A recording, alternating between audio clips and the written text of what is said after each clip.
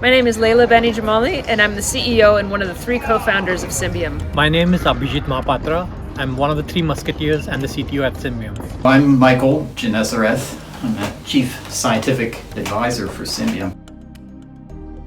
Computational law simply means taking complex regulations and processes and turning them into beautiful, intuitive web applications. Its applications can vary from government law to automating business processes and even games. But the one that's most popular today and the most successful today is what might be called automated compliance management. That means the development and deployment of computers that can assess the compliance of with governmental rules and regulations. Well, it goes back quite a ways. If you talk about the modern computer era, it began in the 1960s or 1970s. When people began to realize that computers were more than glorified adding machines. Researchers in the US and the UK realized that one of the best applications of that would be to take data about what people do and the kinds of things they build and to analyze whether or not they're legal. It all began with an application called Dexter. It's an application that I co-wrote with one of my colleagues at Stanford. The idea there was to democratize access to structured data in the web. In building that app, I realized that the same language that we enabled users to pose complex questions on the World Wide Web, we could use the same language to codify law and simplify the interactions of users with regulations. I actually had started what I didn't even know was a Complaw company before Symbium, streamlining the Delaware incorporation process for startups called startupdocuments.com, and from there I met my co-founders at Stanford through a fellowship program, and we had this technology that they had been working on over at the computer science department, and weren't quite sure how to commercialize it, but we had a big turning point, and Complaw through our tech was born. Symbium is working in one of the more interesting applications of computational law, namely whether or not construction plans comply with building regulations and planning regulations. How can we technologically codify laws so that a machine can reason with them? How can we make it easy, and how can we democratize the access of legal tools for everyone, for lawmakers, for citizens, for the daily people?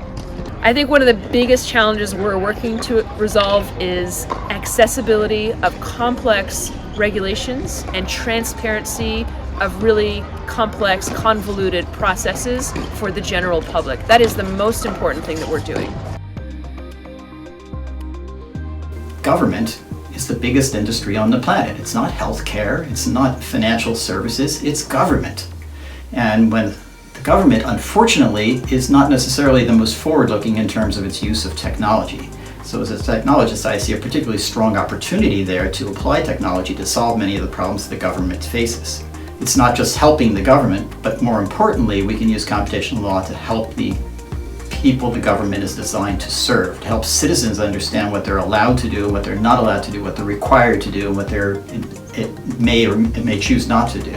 Public sector is the largest industry on the planet, and it's the hardest one to crack. Traditionally, tech companies have always found it difficult to play in the government space, partly because of the procurement issue with government, and partly because the bureaucratic system is so adverse to change. But we think that that's the largest opportunity and the greatest need.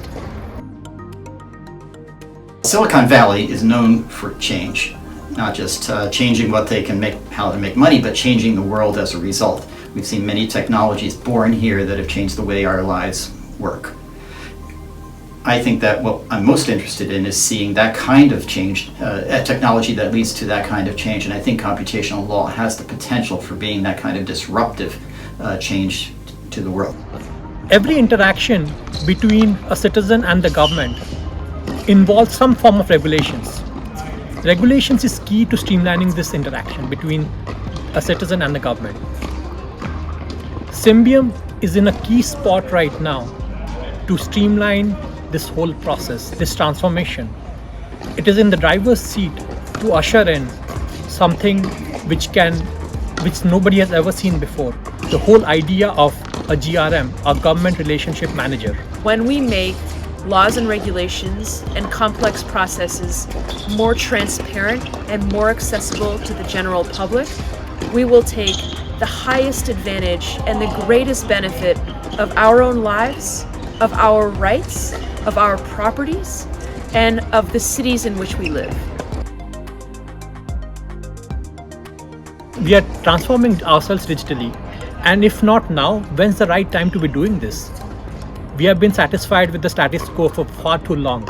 It should not take us 6 months to work out a home improvement project, whereas the actual review takes 2 weeks. First of all, we have better technology, but more importantly, that technology has become pervasive, ubiquitous. We carry computers with us in our pockets, in our iPhones, in our watches. We interact with computers in our cars and in many other devices. So there's an opportunity for computational law capabilities to be made available to users wherever they are, whenever they need it, rather than only after the fact when they've encountered trouble. So this is a really particularly good time for us to look at how we might deploy this technology and change the way people relate to the law through all of their devices. There's never been a better time to effectuate this change.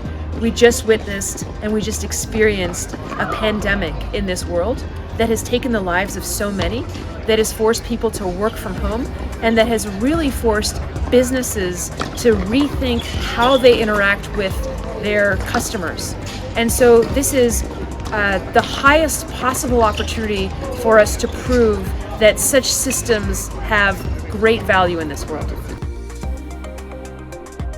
The term computational law was first coined by one of my co-founders, Michael Genesereth. It was right there on the Stanford campus, the birthplace of computational law. Mike was my PhD advisor. I'm probably his last PhD student. And I met Leila through Mike. I met Leila through a conference called Future Law. Leila was a fellow at Codex, the Stanford Center for Legal Informatics. Abhijit and I talked with her about our ideas for computational law, and she, having a particular interest in commercial potential, suggested that we might start a company. Mike being a director at Codex, Abhijit having given a presentation at Future Law, I was so attracted to his passion for the project that he was working on, which inevitably became Symbium.